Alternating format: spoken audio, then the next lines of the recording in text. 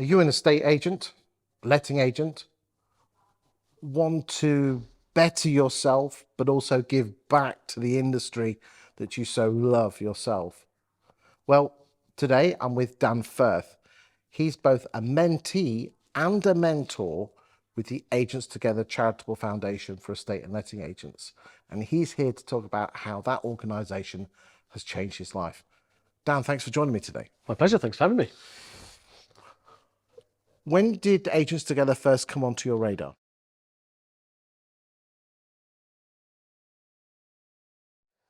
At launch, so when it first launched, I don't think you couldn't miss it. It was everywhere. But I was guilty probably at the time of thinking, that's not for me. I'm not sure. On both counts, what value can I give to someone? Am I a suitable mentor? Do I need a mentee? Or do I need a mentor, sorry? And like a lot of people, I was probably, arrogant the word, but maybe just hadn't joined the dots and thought, absolutely, that will help me. So time went by where I just sort of watched from the sidelines and saw it gather momentum and start to see the stories and start to say, actually, this is helping people, and start to see people that were in similar roles to me, doing both, being a mentor and a mentee. So did you become a mentor and a mentee at the same time? No, so when I left my employed position at the end of the year, I was taking a little bit of time off to sort of understand what it was that I wanted to do next. And part of that was trying to understand what it was I was good at, where I added value, and could I continue to help people? And it was just a bit of a no-brainer. It just hit me one day, and I called Sam. We had 20 minutes, half an hour talking about what I'd need to do as a mentor. And that was it. Sort of 2 or 3 days later, I'd got my first mentee. So how many mentees have you had so far? I'm on my second now. You're on your second. So how much do you get paid to be a mentee? A mentor, nothing. sorry. Absolutely nothing. No, and I think and that was. But at the time when I came on, that didn't even enter the equation. It was, I want to keep adding value. I'm not employed at the moment. I'm taking a bit of time out of work. How can I keep adding value? And I think anyone that is a mentor at the moment will understand when I say it's a different kind of reward. When you get through a session, and in particular when you get to the end of that sort of first 6-month period, and you see that actually you've genuinely helped someone, that's payment in itself, in my opinion. When did the penny drop that you wanted to go to the other side of the coin? Yeah, it was when I started because I was employed for 18 odd years, and I'm a self-employed contractor now. And it was at that point, I'd just launched the business. I'd gone into this big wide world of being self-employed and thought, I need someone else now. I'd got people close to me, colleagues or ex-colleagues, friends, family, that were all sort of egging me on and saying, you'll be brilliant at this. But actually that didn't help me. All that did was maybe just blow a bit of smoke up my arse and made me feel good. I needed someone that didn't know me to ask questions that I haven't been asked before, and really start to shape what in particular for me, the first 6 months of that self-employed world was going to look like, because I could have run off in a completely different direction. So who did Sam match you up with? Simon Leadbetter.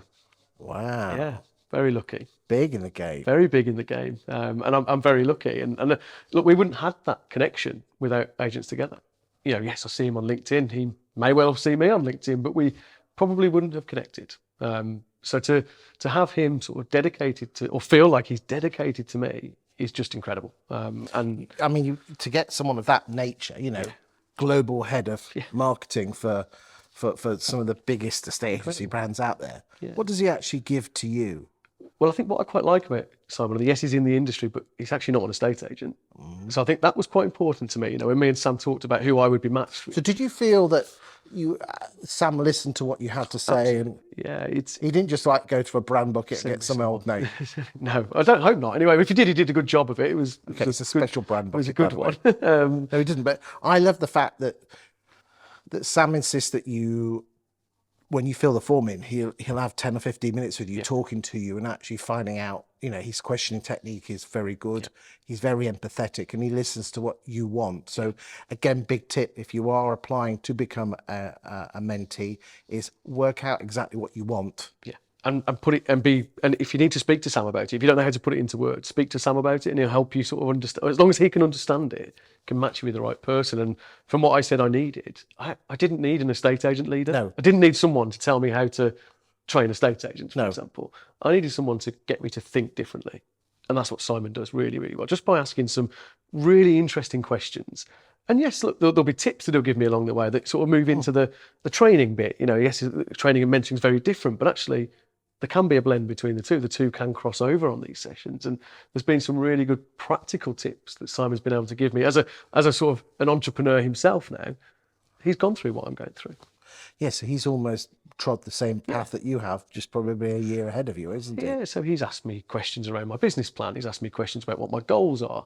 But then he's also been able to give me practical tips of tools to use, for example, how I can use things like AI or just different bits of technology to streamline what I do so I can be more productive. It's been eye-opening.